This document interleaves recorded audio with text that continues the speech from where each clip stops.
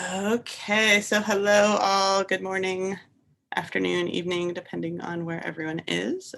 Good to see you back here. So today, we're really privileged to have Dr. Simona Perry with us, who'll be discussing community science and kind of her experiences and addressing some of the questions that you posed, which were excellent. Thank you all for posting those. I for one was quite impressed with the kind of the critical thought and reflection going into this, and so I appreciate that, and I think I believe Simona does as well. Just to let you know, we will leave a bit of time at the end of today to go over any questions for your transect walk assignment, because I know that that's coming up due Monday evening university time. So just any last questions on, or hopefully last, because hopefully you're getting through it before Monday evening, but we will have a little bit of time for that. And so without further ado, I'd like to introduce Simona Perry to you. She is an applied social and environmental scientist with a passion for community dialogues, appreciative inquiry, local foods and lifeways, wild places and creatures, writing and teaching and working alongside others to imagine and create beloved community. I think many of us can relate to these qualities. She's trained as an ecologist and ethnographer. Dr. Perry has worked in rural and urban places across the US to document and raise awareness of the interconnections between ecology, psychology, politics, and culture.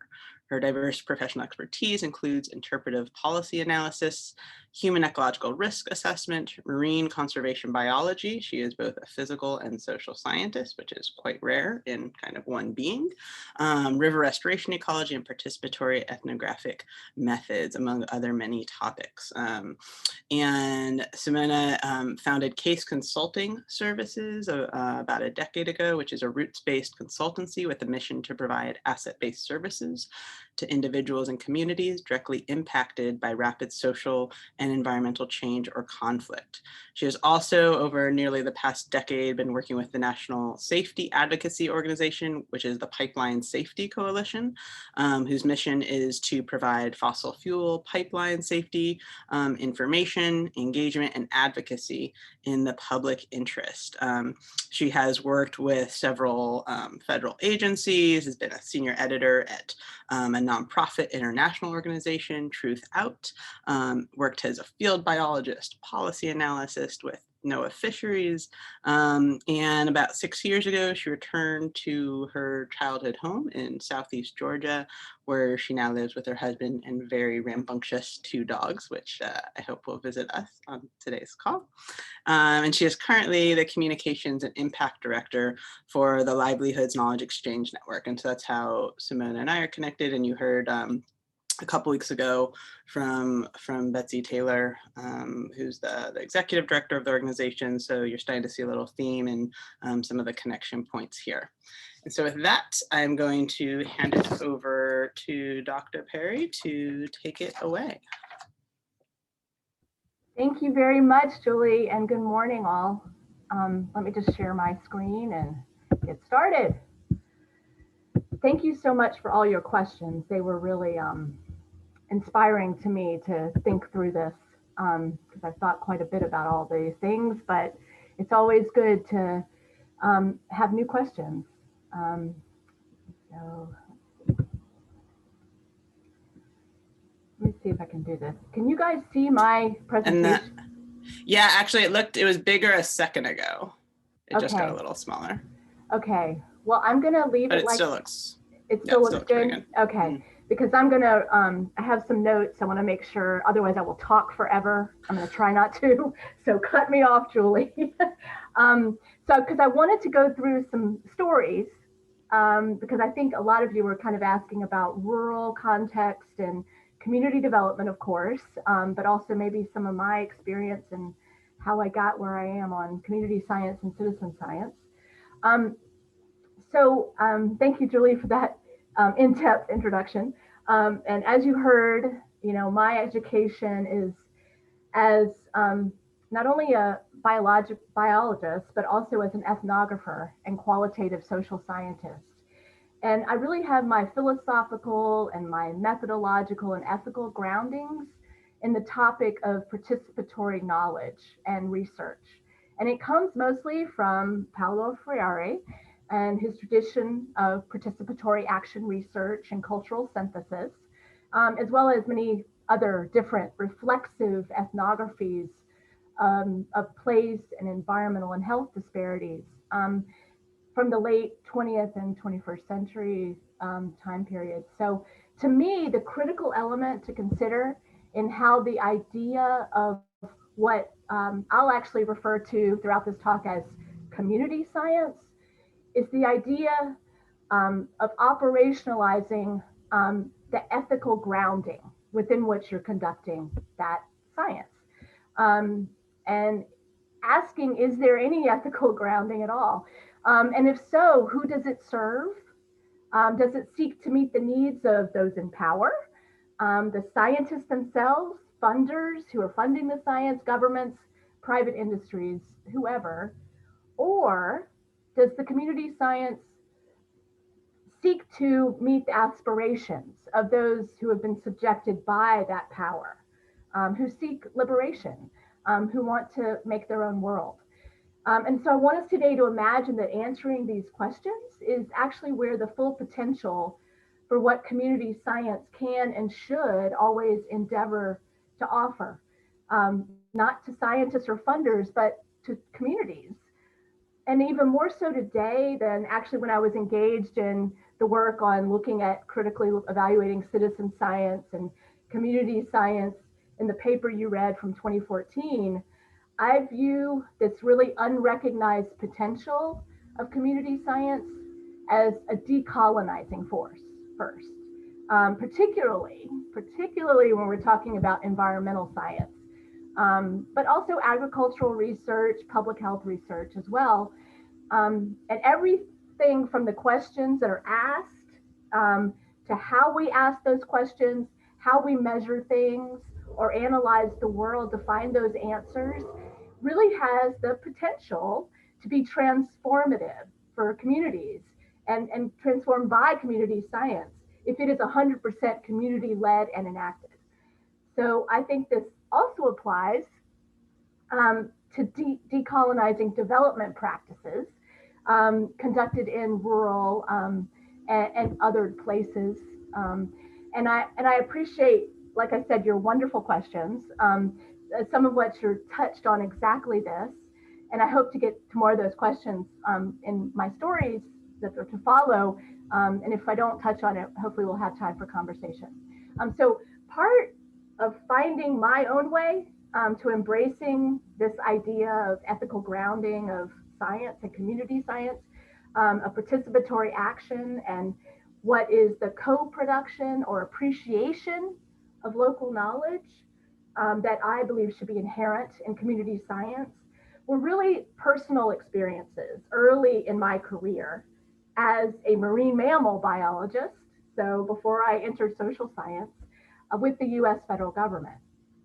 And during my experiences there, I observed the bureaucratic and really scientized notions of environmental knowledge and management. And I witnessed the disregard that my science colleagues had for the types of knowledge of the natural world that were held by those most close to that world: hunters, fishermen, indigenous elders, and other local peoples. And there was one specific event in particular that really first awakened, the way that I saw science or began to see science as a colonizing force. And it was in my second year working with NOAA Fisheries, which is the Oceans and Atmospheric Administration in the US.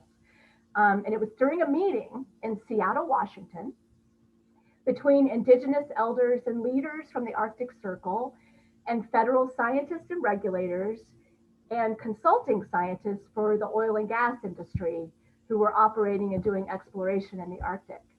And it was around 2001. The meeting was what was called a technical transfer meeting, and it's held each year where scientists, regulators, industry share their most recent scientific findings about the populations of marine mammals in the Arctic Circle with the communities that live there and the communities that rely on those animals for survival through subsistence hunting quotas.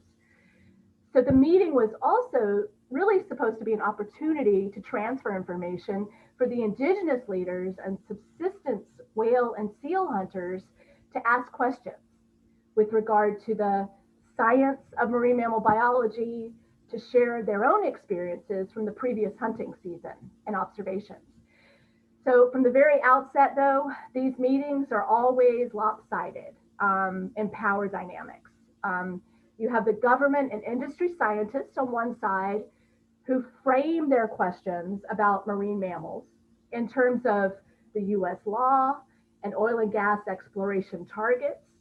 And they hold all the funds, the money, to conduct the research to answer their questions. And on the other side, you have the indigenous participants in these meetings who frame their questions in terms of what it will take to put food on their table, what it will take to clothe their community, aspects of self-determination, how will they have access to their hunting grounds, and really just the daily survival of their families and their communities. So on the first day of the meeting, one of the indigenous bowhead whale hunters provided his firsthand observations of a very unique whale behavior that he had witnessed during the past hunting season. And then he asked for further scientific study based on his observations. And the industry scientists almost immediately dismissed his observations as anecdotal and really just not worthy of science or science investigation. And I did expect, like more and more senior colleagues, federal scientists and regulators, to look to balance this and take the side of the indigenous hunter and ask the industry scientists how they could find out more about his question. But what happened instead was they concurred, the federal scientists concurred with the industry scientists. They agreed that it was not a question that was worthy of study. And they even dismissed much of the hunter's observations as myth or superstition. It was more like something that would never be able to be answered by science. So I do not think that they actually used those exact words, like myth, you're just giving a myth, or they didn't dismiss it so bluntly, but that was the effect. It was a disregard for indigenous knowledge and experience that was being shared. And really, this troubled me greatly as a young marine mammal scientist who was just getting into the policy realm. And I was baffled at how could people in the room most intimately familiar and knowledgeable about bowhead whale, marine mammal behavior, whose family and village would literally go hungry without that knowledge, could be told that their observations weren't important to the understanding of whale biology and behavior. So this dismissal, in my opinion, was really contrary to everything the meeting was about. So no surprise, I guess, because this added the idea of understanding the intimate connection, the reciprocal nature of communities and the wildlife, and the relationship and interconnectedness was not what the bureaucrats in the oil and gas companies came there to understand. I mean, what I understood was that the complex relationships were just easily dismissed by the government and industry scientists because they were taught, like I was, that that there were mechanistic models of nature that were based on my sole Western scientific training. So it's clear that that was what was in operation here.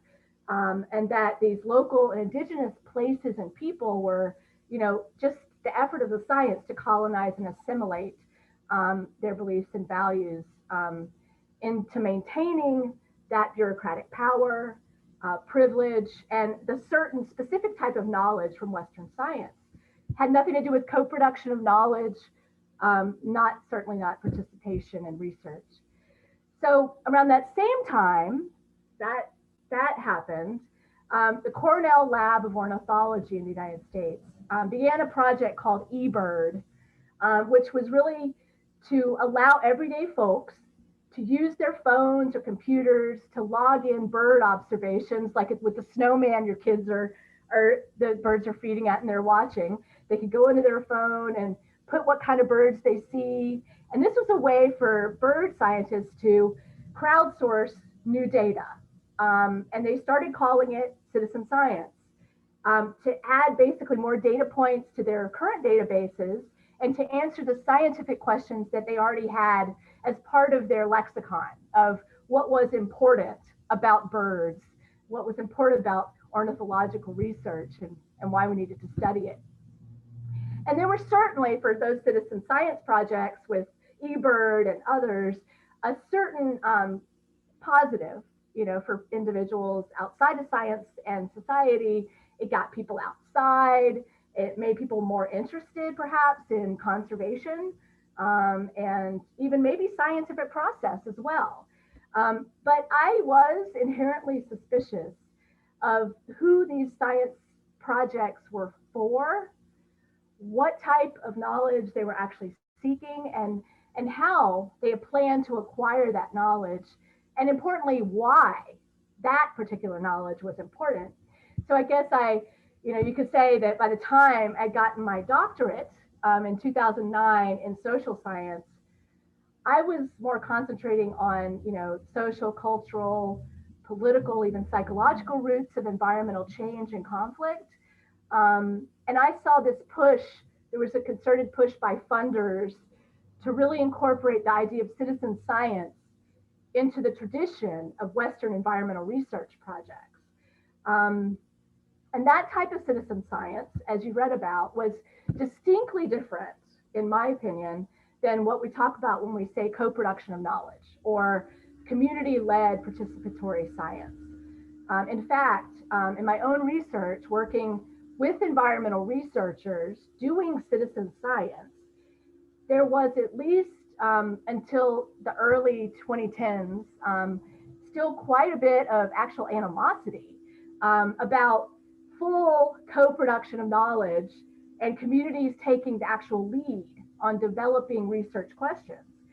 And this was really particular in rural areas, in communities where they were considered less educated, not having the skills or the knowledge, expertise to be able to participate. So that leads me to another story that's particularly important to, understanding citizen science, community science, and co-production of knowledge and what all this might mean.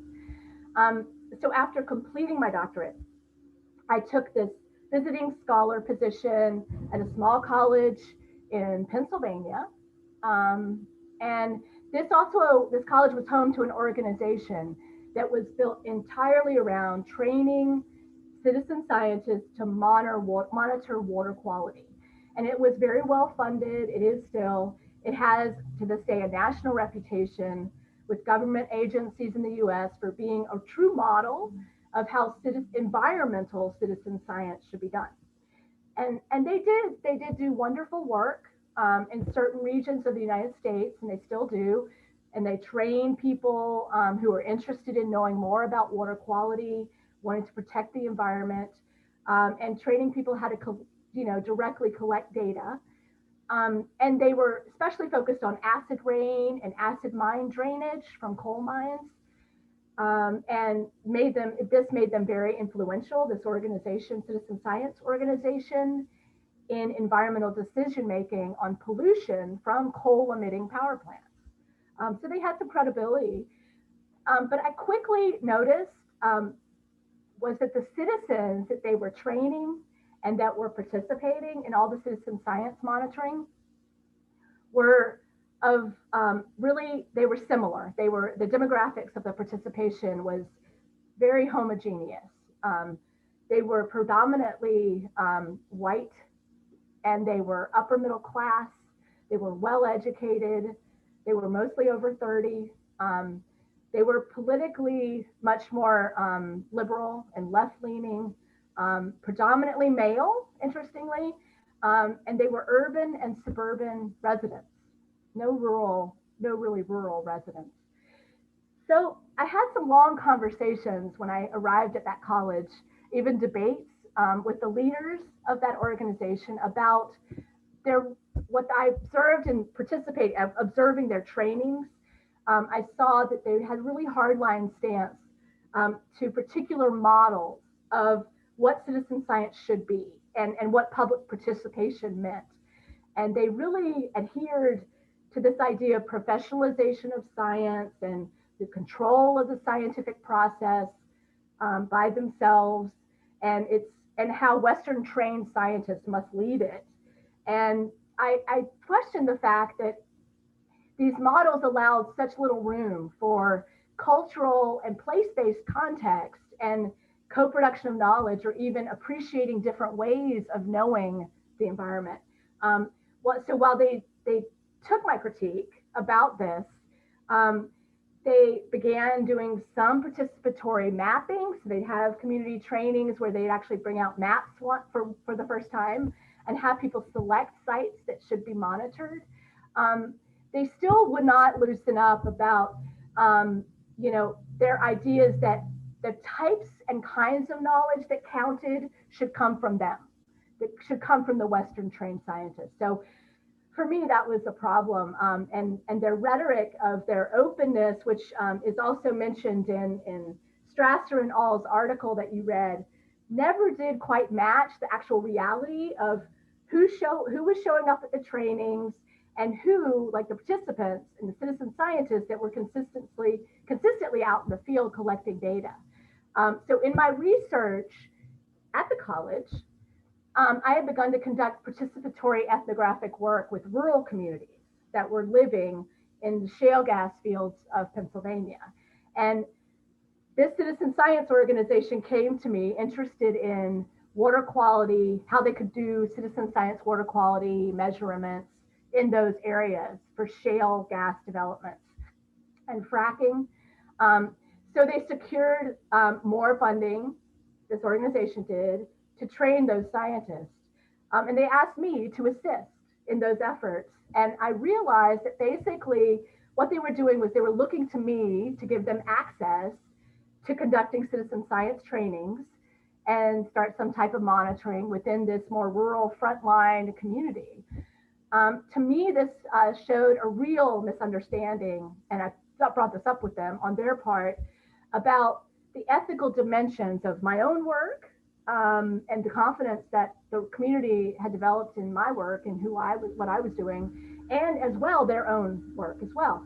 So I told them that not everyone in that very rural area, they were mostly dairy farmers, loggers, people who actively make money from their land and use their land. There are quarries on some of the farms. I told them that the folks that live here and work here really are suspicious of environmental science.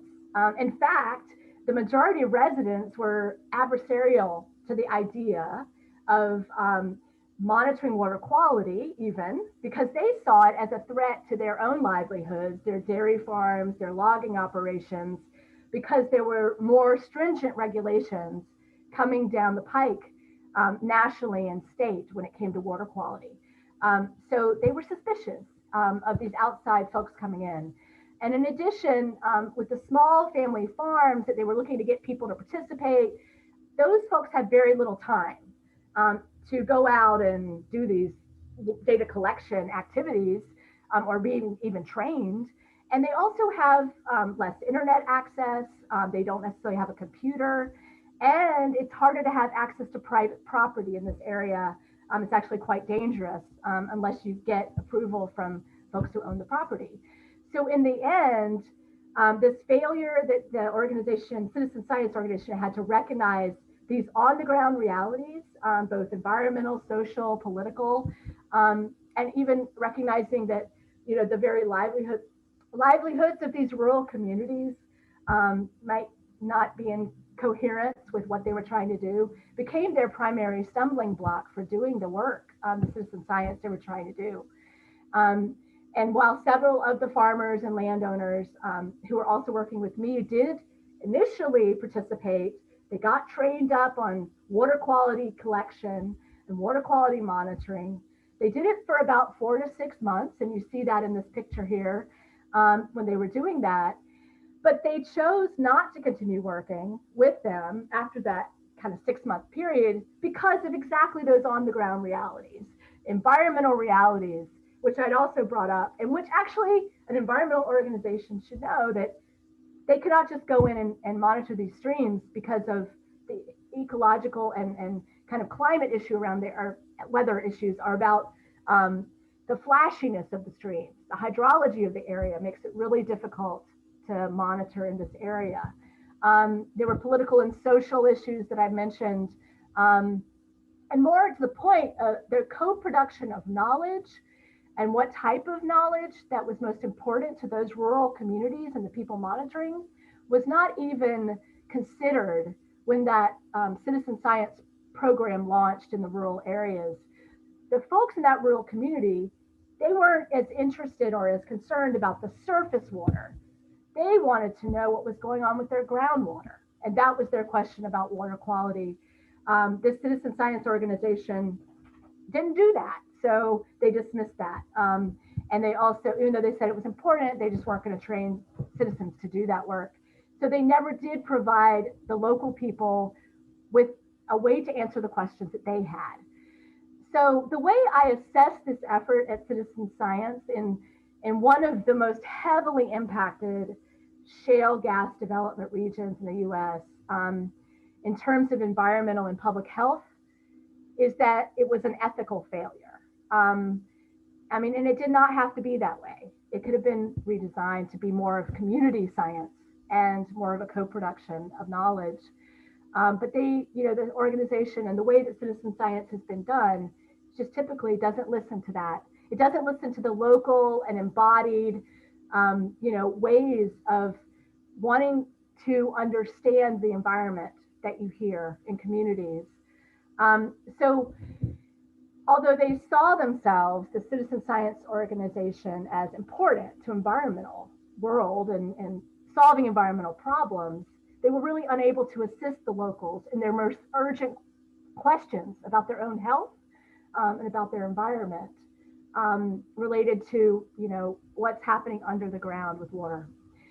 So when thinking about the potential for community science and how things can go wrong, I always wonder, what if this organization had instead decided to listen first, to really truly understand and ask those rural residents to be co-producers of water quality knowledge, instead of just serving really the citizens serving as tools for the production of knowledge in service to their previously determined environmental government's agenda, based on their Western understandings of science.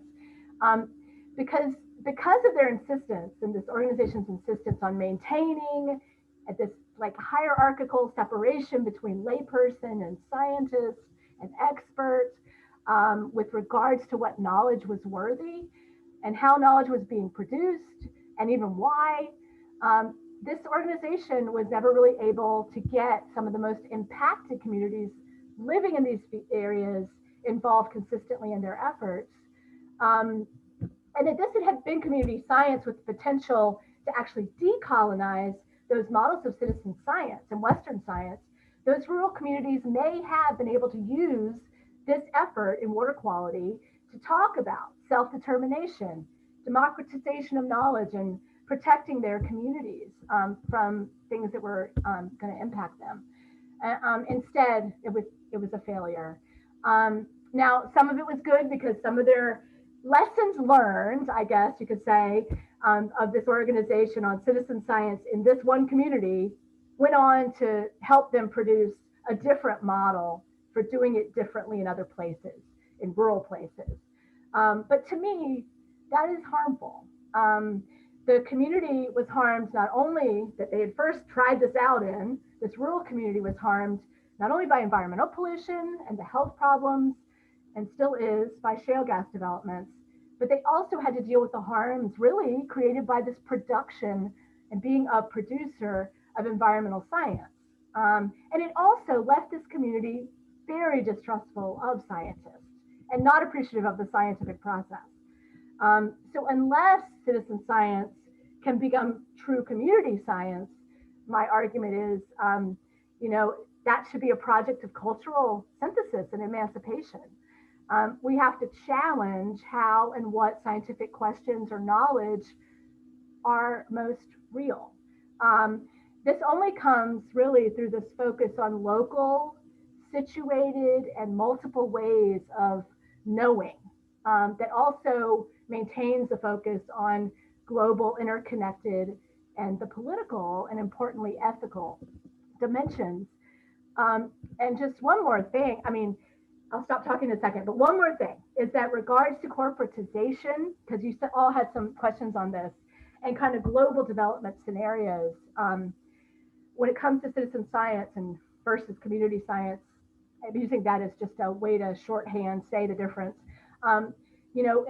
In the work that myself and Dr. Jalbert and Dr. Kinsey explored in our project on citizen water quality monitoring across Appalachia, on shale gas development, there's an economic and political calculation that definitely comes in with regards to how this idea of citizen science picking up the slack in times of deregulation and privatization of public goods and services, what that means to can mean about severe cuts to public environmental monitoring programs, especially in cases of corporate pollution.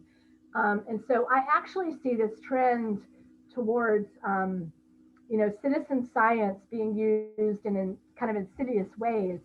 And my work in pipeline safety and with oil and gas industry today, there are efforts to modify versions of citizen science, not community science, but citizen science as that top-down, expert versus citizen approach. And we have all the questions to ask.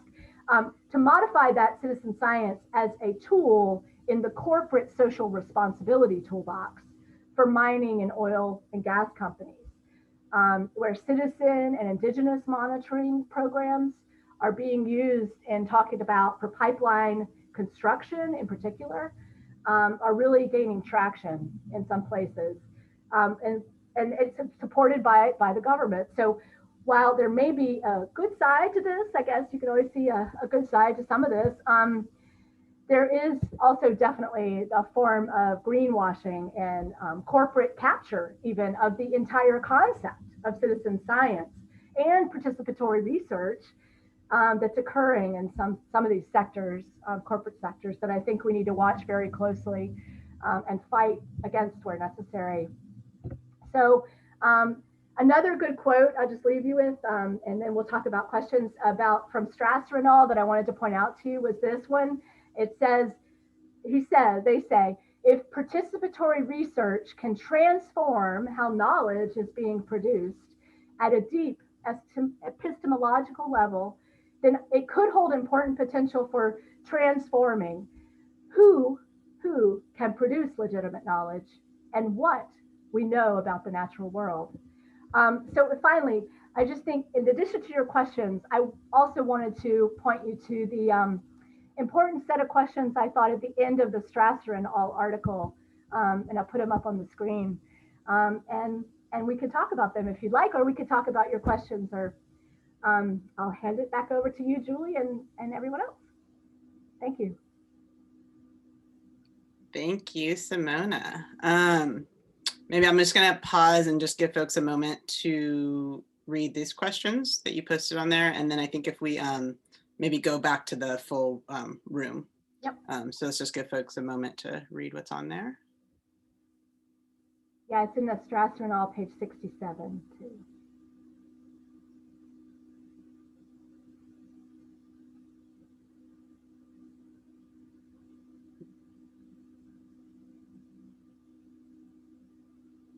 And I think a lot of these questions posed here are the kind that you continue to carry with you. They're quite reflective. Yeah. And so, that's where quite a few of the readings that you have for this course, like this one from Strasser, is also, intended so that you're, it's not just for this particular class session. So just to point that out as well, is a lot of these I hope that you carry some of this with you as we continue on. So saying that, if yeah, it may submit if we I never know how to say it, unscreen share. Unshare. So, and I know, Simona touched on quite a few of your questions kind of in her discussion. And so I do want to open it up if there are, parts of your questions you want to reemphasize, or if folks have other questions that have emerged from what Simona shared. And so you can either unmute yourselves, raise your hand, do the chat. So I'll open it up at this time to you all. I would also like to hear about your own experiences, if you have any, with community science and what that looks like where you are and for you, and any kind of barriers you've seen to doing community science. So I'm from West Virginia, and I used to work for the Forest Service on the Mon National Forest. Mm-hmm. And we used to focus a lot on invasive species tracking and invasive species treatment. And we did try to implement some citizen science methods, I guess you could say, in identifying some of the invasive species in the area, just to try and get them mapped. But the thing that we ran into the most is because the connectivity is so poor here, it was difficult to track the data. So we did have a lot of issues with that, but that's the only experience I've ever had with that. Right, exactly, Kristen. That, in rural areas in particular, and other places that don't have that kind of connectivity, that has been, I've found, one of the biggest barriers. And it's just, this is part of understanding and the grounded context, right, that has to be considered when doing citizen science, I believe. That, the digital divide or what have you is real. And even though I've actually been laughed at in conferences when I brought that up as like a specific barrier to how we engage communities in science and production and co-production of knowledge. That is going to be an ongoing issue. So thanks for bringing that up. Thank you and welcome to class.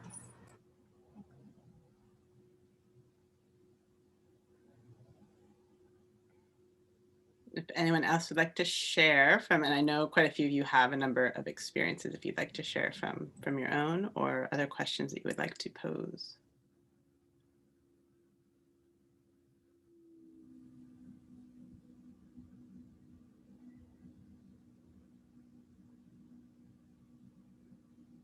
When I have a question for Simona of, you talked several times about this idea of, community science really holding this potential as a real kind of decolonizing force, as a way to really, almost really transform the prevailing research paradigm that exists in many places.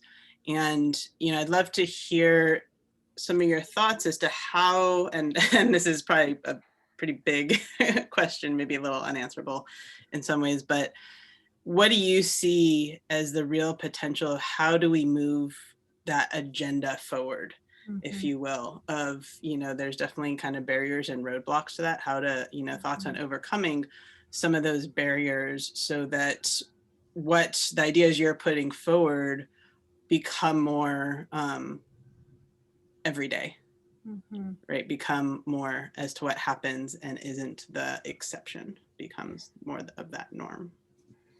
Yeah, I think this is it's an important moment for that, because I feel like there's this tension between the valorization of expertise, which is what I'm kind of talking about, is that we need to question that. But that actually people are looking for that right now. At the same time, though, we're also seeing kind of a decentralization of information and knowledge. And I'm thinking about, social media and the way that can be used. But there's these tensions going on right now that I think it's really difficult to answer that question.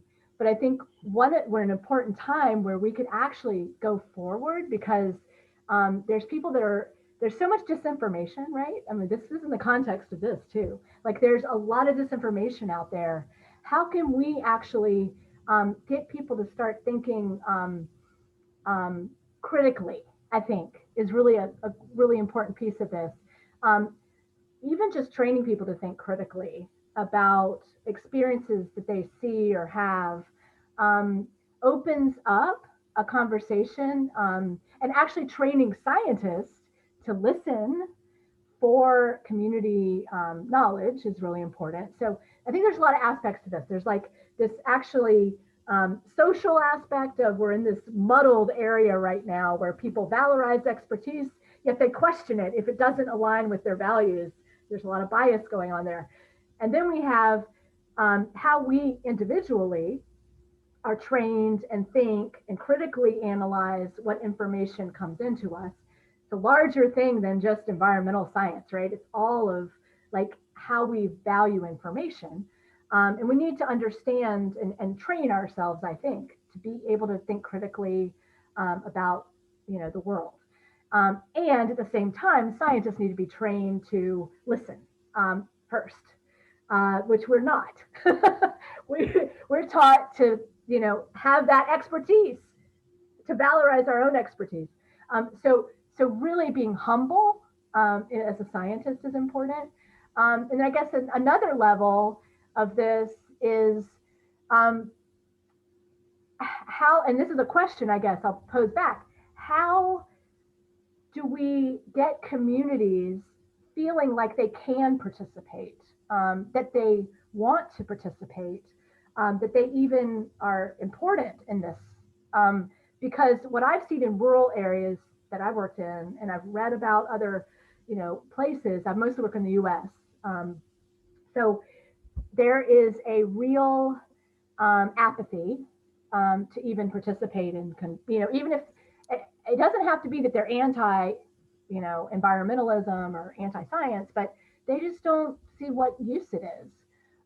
So figuring out ways to engage local communities that have been so disenfranchised from their own knowledge, like they've been taught that what they know is not valuable.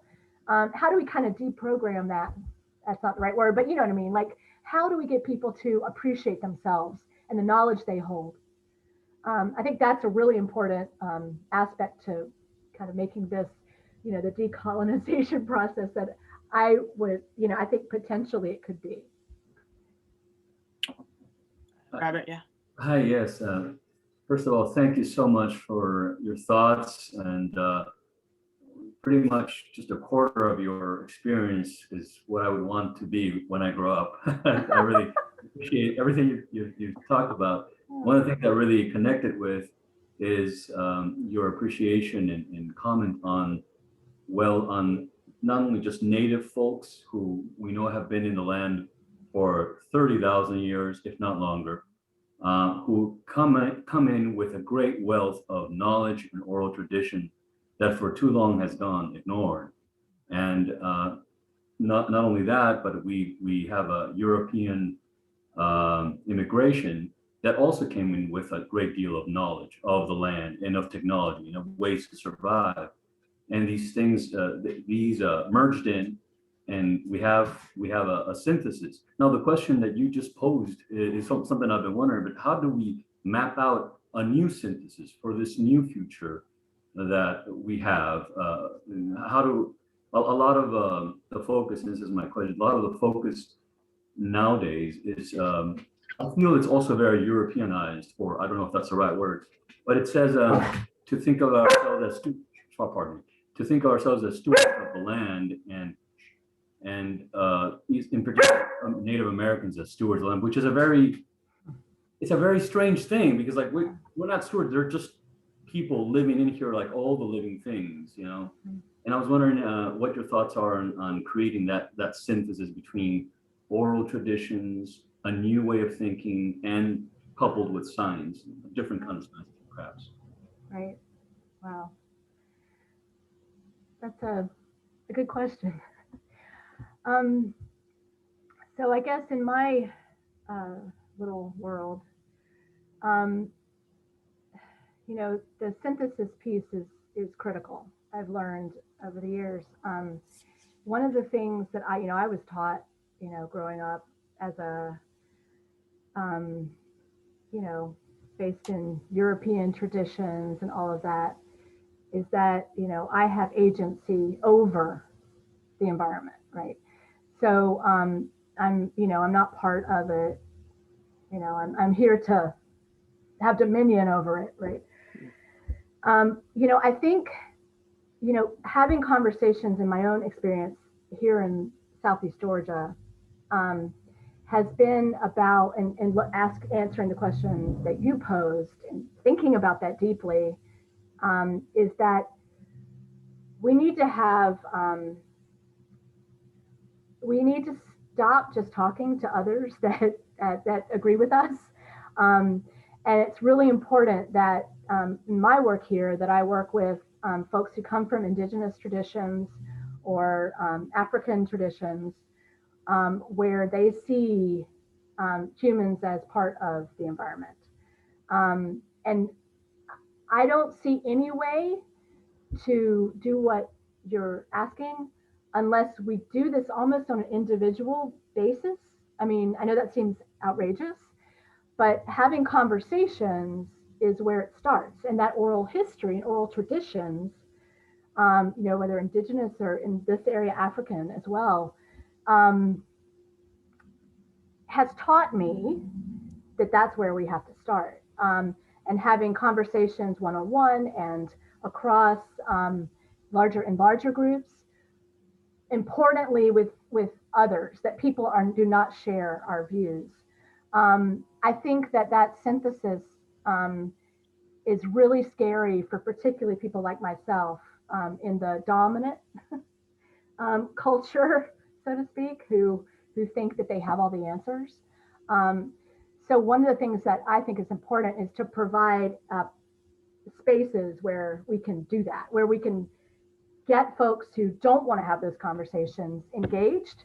And that will break down. I mean, I've seen it happen in really small ways, but my dream is that what could happen in like, whole big ways, where we can have these conversations to move ourselves forward collectively. Because we have so much, I have so much to learn. And I think a lot of European, minded folks who were brought up that way, we really need to start taking a back seat, I believe. The future is not us. The future is those, I believe, reciprocal ways, interconnected ways of knowing the environment, of knowing each other. So until we can have spaces to get that conversation started, I don't think that could happen. Now, this is way beyond community science, but I think without that, we can't truly do community science, right? We can't even start to talk about co-producing knowledge or meaning if we're not going to listen to what knowledge is to someone else. So a lot of it comes back to listening and communication. Yeah, thank you for your question. And Simona, we have one more question in the chat from Austin, who posed, how do we break down, or Austin, did you want to share the question that you? Yeah, I wrote it out just so I didn't forget it. Yeah, I've noticed that even when reading your article and then the other one, there's a lot of like the only knowledge that's legitimate is the knowledge that's been like peer reviewed or peer certified, or the university considers it to be within their standards. And so how do we break that down? Because like you said, there's a lot of valuable knowledge that's either oral or just not. Well, and going to the second question, there's a group in our area called the Spartanburg Indicators Project, Community Indicators Project, which is cool because it's a little bit more democratized in terms of there's more people involved, but it's still the same rich white people that are typically progressive that I see in every meeting. and there's not really many different people that would not be engaged anyways. We have a local watershed program too, and most people involved in that again are rich, white, environmentally progressive. But I'm trying to figure out how do we engage other individuals, minorities, and people that may lean more conservative, or I mean, just in general. Yeah. Right. Yeah, those are great questions, Austin. I think that, you know, and this is a struggle everywhere, particularly in the Southeast, but also everywhere. You know, I think we need to start by actually, there's actually a fundamental, actually, I guess, practical thing, and it comes down to funding. That money needs to be given to organizations and groups that aren't typically thought of as doing this work. And that money needs to come without strings attached.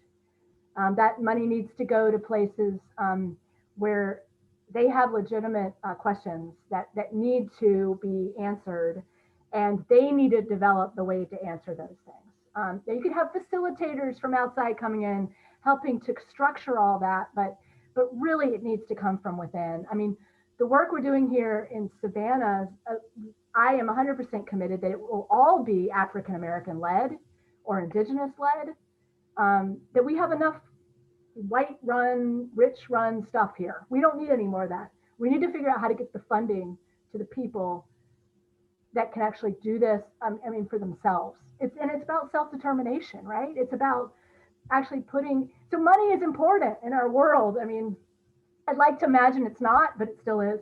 That's the one fundamental thing I think on all this, that we have to change how money is flowing when it comes to these questions.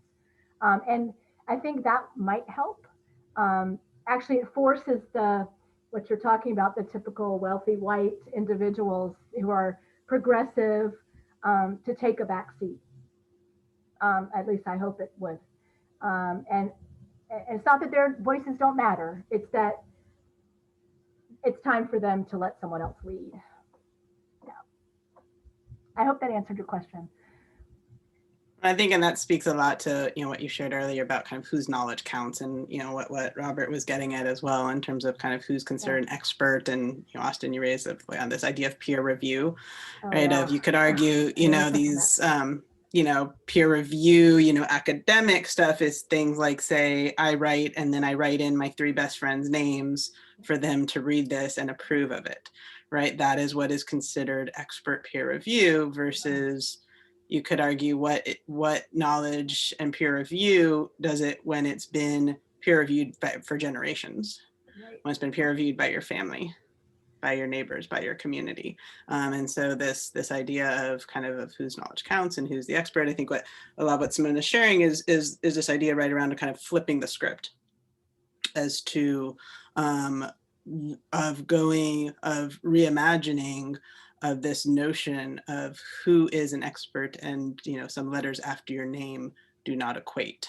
And it's about social, I know you're running late, but it's also about that peer review piece is about your social networks. We didn't even talk about that, but the networking aspect of this and how society, you know, people organize themselves is really important. And there's a particular way they do it in academia that is about, you know, who you know and getting the credibility. So, thanks, Julie. We have a lot to break down over these next few months together, y'all. Thank you for letting me. Let's give a huge thanks to Simona for her time and her energy this morning, moving into afternoon for you. So hope you have a wonderful rest of the day, that it's getting a bit warmer for you. And I'll see you soon. Thank you. Bye. You all stay. You all don't go yet. Everyone else stay. Thanks, Simona. So I hope a good conversation today, and you know, if you do have any follow-up questions that are emerging, I'm happy to connect you with Simona as well. If, you know, things kind of, I'm always, like 3 hours later when I'm doing something else is when the question pops in my head. And so if you want to have any follow-up, we can certainly do that. I did just want to take the last couple of minutes here to remind everyone, you do, next week, we're kind of moving into discussing more on ethnographies. You have a couple of readings, specifically on one reading by Mary Hufford on just kind of a very short reading on describing kind of what ethnography is.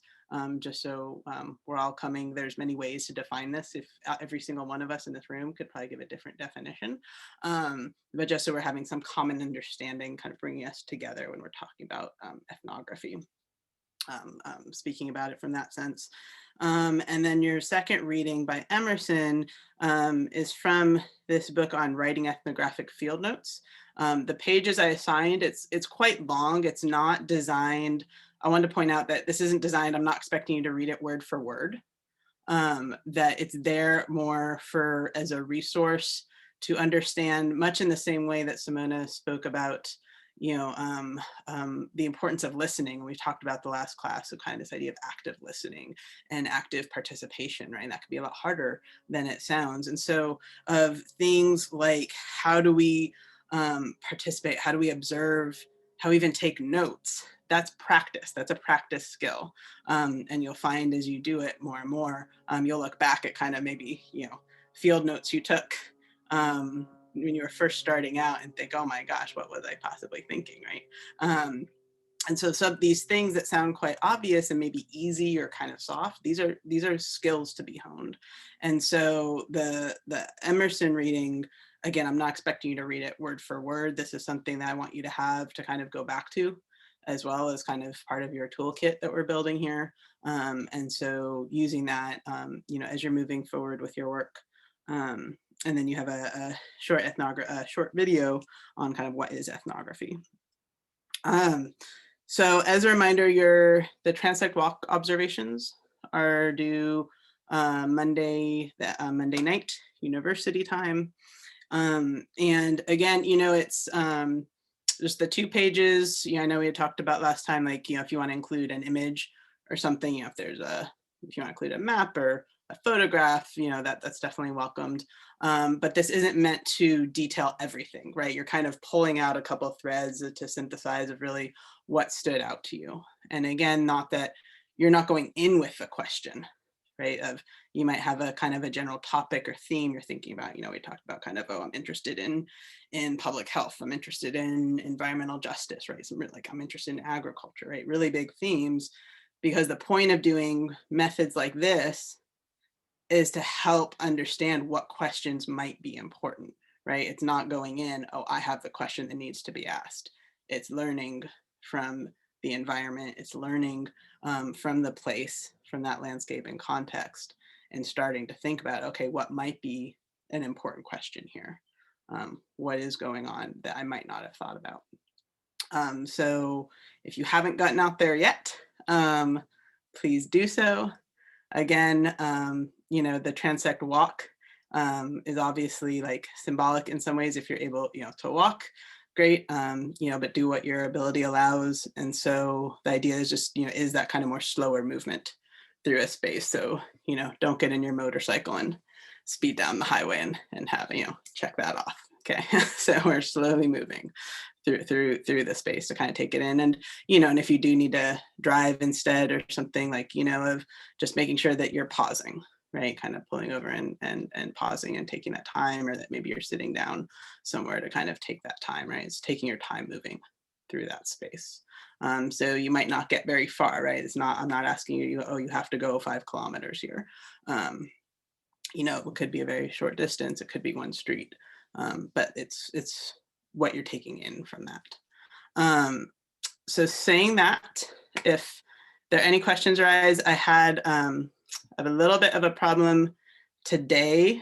I cannot make the office hours because last night I have to go run. That's like the 1 hour I can go run to school and deal with my kids getting moved into, anyhow, the school system's a mess right now. So that's the only hour they allowed me to come. So I'm gonna have to jet over there, but I can stay on a few minutes right now, another 10 minutes if folks have any questions, want to chat. And then we could also schedule another time. So I'm super sorry, and I hope it doesn't happen any other week. It's just this week, and I had to roll with it because that's what they sent me last night. So with that, I'm going to, let's pause the recording.